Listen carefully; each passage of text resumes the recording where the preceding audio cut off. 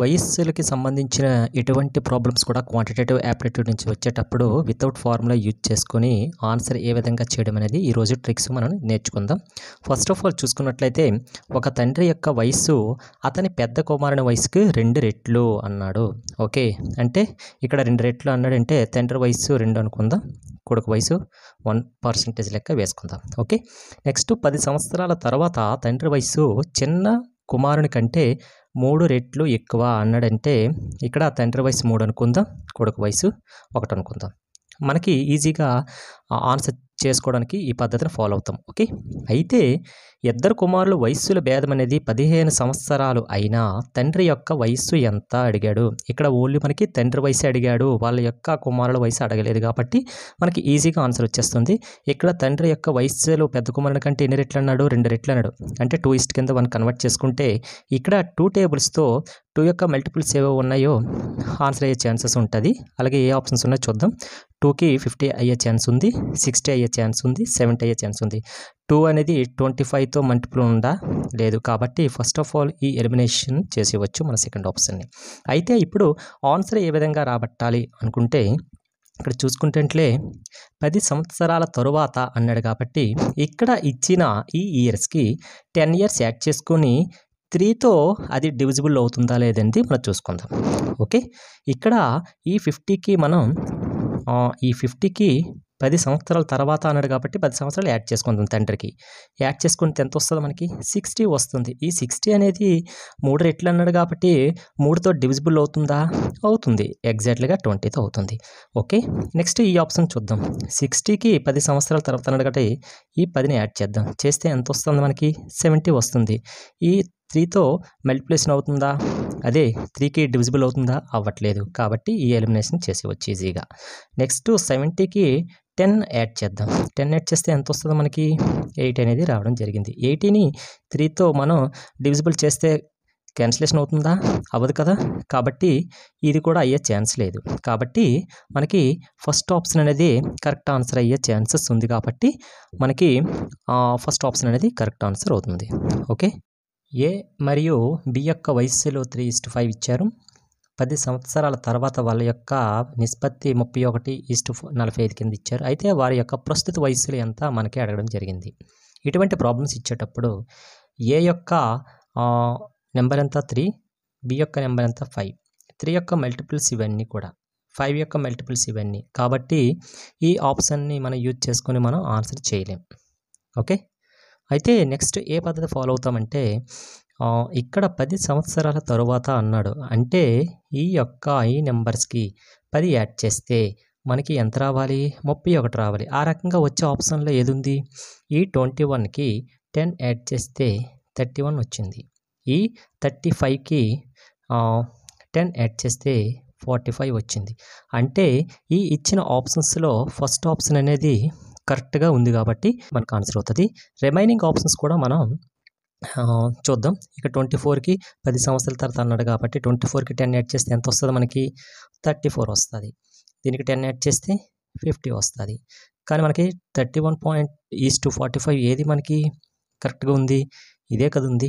కాకపోతే first option కరెక్ట్గా ఉంటుంది. నెక్స్ట్ దీనికి కూడా అలాగే యాడ్ చేసుకోండి. ఇది 28 అవుతుంది. దీనికి 10 యాడ్ చేస్తే 40 అవుతుంది. దీనికి 10 యాడ్ చేస్తే మనకి ఎంత వస్తుంది, మనకి 37 వస్తుంది. దీనికి 10 యాడ్ చేస్తే 55 వస్తుంది. అంటే మనకి ఫస్ట్ ఆప్షనే కరెక్ట్గా ఉంది. నెక్స్ట్ ఇది మనం ఒక మ్యాథమెటికల్గా చూసుకున్నట్లయితే 3:5 అన్నాడు. ఓకే, 3:5. నెక్స్ట్ 10 ఇయర్స్ తర్వాత 10 ఇయర్స్ లేటర్ 10 ఇయర్స్ తర్వాత ఎంత వచ్చింది మనకి 31:45 అనేది రావడం జరిగింది. దీనికి వేరియేషన్ ఎంత ఉంది మనకి, దీనికి వేరియేషన్ 2 అనేది ఉంది. దీనికి వేరియేషన్ ఎంత ఉంది 14 ఉంది. అంతే కదా. ఈ నెంబర్లు పెద్దవి అయిపోయి చిన్న నెంబర్లు చేయడానికి 2 1 2 7. ఇప్పుడు వచ్చిన ఈ వాల్యూని దీంతో మనం వాల్యూ వేసుకుందాం. ఏంటి, దాంతో మనం మల్టిప్లై చేసుకుందాం. అంటే 131 31 వస్తుంది. నెక్స్ట్ 145 45 అనేది రావడం జరిగింది. ఆన్సర్ వచ్చింది కదా 31. Next at the same time ఈ 7 దీంతో చేస్తే 7 3 is 21, నెక్స్ట్ 7 is 35. కాబట్టి మనకి ఇక్కడ చూడండి ఏ మరియు బి యొక్క ప్రస్తుత వయస్సులో 5:6 ఇచ్చాడు. అలాగే 7 సంవత్సరాల తర్వాత ఈ నిష్పత్తి అనేది 6:7 అయ్యింది. అయితే ఏ యొక్క ప్రస్తుత వయస్సు ఎంత అని అడిగాడు. ఓకే, ఈ విధంగా ఏ యొక్క ఇచ్చేటప్పుడు ఇది ఏబికి సంబంధించిన మనకి నిష్పత్తి కాబట్టి ఆటోమేటిక్గా ఇది ఏ అవుతుంది, ఇది బి అవుతుంది, అంతే కదా. చూడండి, ఇది ఏ అవుతుంది, ఇది బి అవుతుంది. అయితే ఏకి సంబంధించిన ఏజ్ మాత్రం అడిగాడు కాబట్టి ఇక్కడ ఏ 5 ఉంది కదా, 5 యొక్క మల్టిపుల్ ఎందులో ఏమున్నది 35 అయ్యే ఛాన్స్ ఉంది. 32 5 మల్టిపుల్లా కాదు, ఎలిమినేషన్ చేయొచ్చు. 33 మల్టిపుల్లా 5 యొక్కది కాదు, 30 అవుతుంది. ఓకే, అంటే 2 ఆప్షన్స్ని ఎలిమినేషన్ చేసేసాం. ఓకే, నెక్స్ట్ చేయాల్సింది ఏంటంటే ఇంకా ప్రాబ్లం అవ్వలేదు కదా. 7 సంవత్సరాల తర్వాత ఆ నిష్పత్తి 60:7. ఈ 6 అనేది ఏమవుతుంది, ఏ అవుతుంది, ఈ 7 అనేది బి అవుతుంది. ఓన్లీ ఏ గురించి అడిగాడు కాబట్టి 7 సంవత్సరాలు యాడ్ చేయండి దీనికి. ఈ 35కి 7 సంవత్సరాల తర్వాత అన్నాడు కాబట్టి యాడ్ చేస్తే మనకి ఎంత వస్తుంది, 42 అనేది రావడం జరిగింది. అలాగే ఇక్కడ ఇది ఒక ఆప్షన్ ఉంది కదా, ఈ 30కి కూడా 7 యాడ్ చేయండి, ఎంత వస్తుంది, 37 అనేది రావడం జరిగింది. అయితే ఏ యొక్క ప్రస్తుత వయసు అడిగాడు కాబట్టి ఈ రెండింటికి ఏ వాల్యూ ఎంత ఉంది మనకి, ఇక్కడ 6 ఉంది కాబట్టి ఈ రెండింటిని కూడా 6తో మనం ఏం చేస్తామంటే డివిజిబుల్ చేస్తాం. ఇక్కడ ఇది ఎంత 6 7 10, ఇది మనకి క్యాన్సిలేషన్ అవుతుందో అవ్వదు కాబట్టి ఇది ఆటోమేటిక్గా ఎలిమినేట్ చేయొచ్చు. కాబట్టి 4th ఆప్షన్ ఎలిమినేట్ చేస్తాం. ఆన్సర్ ఆటోమేటిక్గా మనకి ఫస్ట్ ఆప్షన్ అనేది కరెక్ట్ ఆన్సర్ అవుతుంది. Okay, thank you. 3 సంవత్సరాల క్రితము రాము గోపుల నిష్పత్తి 4:3 అయింది.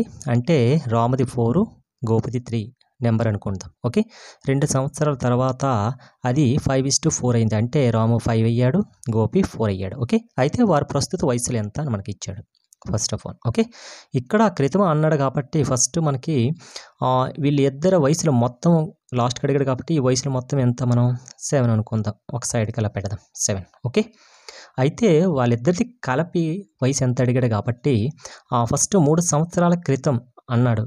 అంటే ఇక్కడ క్రితం అన్నాడు కాబట్టి రాముకి 3 సంవత్సరాలే తగ్గుతుంది, గోపికి కూడా 3 సంవత్సరాలే తగ్గుతుంది. అంటే టోటల్గా ఈ రాము ప్లస్ గోపి అనే వాళ్ళ ఏజ్లు తింది 3 ఇయర్స్ తగ్గింది, తింది 3 ఇయర్స్ తగ్గింది. అంటే ఏంటి 6 ఇయర్స్ అనేది మనకి తగ్గాలి. అంటే ఇచ్చిన ఆప్షన్స్లో ఈ 4 ఆప్షన్స్లో ప్రతి దానికి కూడాను 6ని మైనస్ చేయండి. ఓకే, 41లో 6 మైనస్ చేస్తే ఎంత వస్తుంది మనకి 35 వస్తుంది. నెక్స్ట్ 43లో -6 చేస్తే ఎంత వస్తుంది 37 అని వస్తుంది, అంతే కదా. నెక్స్ట్ 45లో 6 చేస్తే ఎంత వస్తుంది మనకి 39 అనేది రావడం జరుగుతుంది. అలాగే 48లో 6 మైనస్ చేస్తే ఎంత వస్తుంది 42 వస్తుంది. అయితే మనకి ఇక్కడ ఏం చేయాలి, వాళ్ళ నిష్పత్తి అన్నాడు కాబట్టి ఈ 4 3 7 తెలుసు కదా, మనం అన్నింటినీ కూడాను 7తో డివిజన్ చేద్దాం. ఫస్ట్ ఆప్షన్ సాటిస్ఫై అయ్యింది, థర్డ్ ఆప్షన్ సాటిస్ఫై అవ్వలేదు, 2 ఆప్షన్ కూడా సాటిస్ఫై అవ్వలేదు, ఈ 4th ఆప్షన్ అనేది సాటిస్ఫై అయ్యింది. అంతే 7 6 0 అవుతుంది, 7 3 0 35 అవుతుంది. అంటే ఈ ఫస్ట్ ఆప్షన్ 4th ఆప్షన్ అయ్యే ఛాన్స్ ఉంది. అంటే ఈ సెకండ్ ఆప్షను ఈ థర్డ్ ఆప్షన్ అయ్యే ఛాన్స్ లేదు కాబట్టి ఎలిమినేట్ చేసేద్దాం ఎలిమినేషన్ ప్రాసెస్ ద్వారా. అయితే ఇక్కడికి ఇది అయిపోలేదు, ఇంతవరకు ఇది అయ్యింది, 2 ఎలిమినేషన్స్ అనేది జరిగింది. ఈ రెండింట్లో ఏది కరెక్ట్ ఆన్సర్ అవుతుంది అంటే 2 సంవత్సరాల తరువాత అది 5:4 అయ్యింది.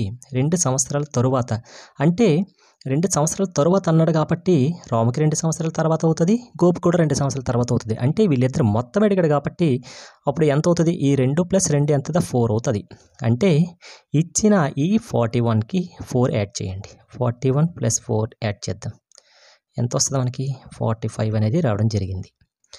నెక్స్ట్ ఈ 45 వచ్చింది కదా, నెక్స్ట్ దీనికి కూడాను ఈ 48 నెంబర్కి 4 యాడ్ చేద్దాం, ఎంత వస్తుంది మనకి 52 అనేది రావడం జరిగింది. ఇప్పుడు వాళ్ళ వయసులో మొత్తం తర్వాత ఎంత అయింది 5:4 అయింది. అంటే రెండుని మనం ఎడిషన్ చేస్తే ఎంత వస్తుంది 9. అంటే బై 9తో రెండింటిని కూడా డివిజిబుల్ చేద్దాం. 9 5 0 నెక్స్ట్ 952 వస్తుందా? రాదు కాబట్టి ఇది ఎలిమినేషన్ చేసేవచ్చు. అంటే ఫోర్త్ ఆప్షన్ ఎలిమినేట్ చేసేవచ్చు. కాబట్టి ఫస్ట్ ఆప్షన్ అనేది కరెక్ట్ ఆన్సర్ మనకు అవుతుంది. ఓకే, ఈ విధంగా ఎలిమినేషన్ ప్రాసెస్ ద్వారా మనం ఏజెస్ని ఈజీగా no formula without pen and పేపర్తో కూడా చేయొచ్చు. Thank you.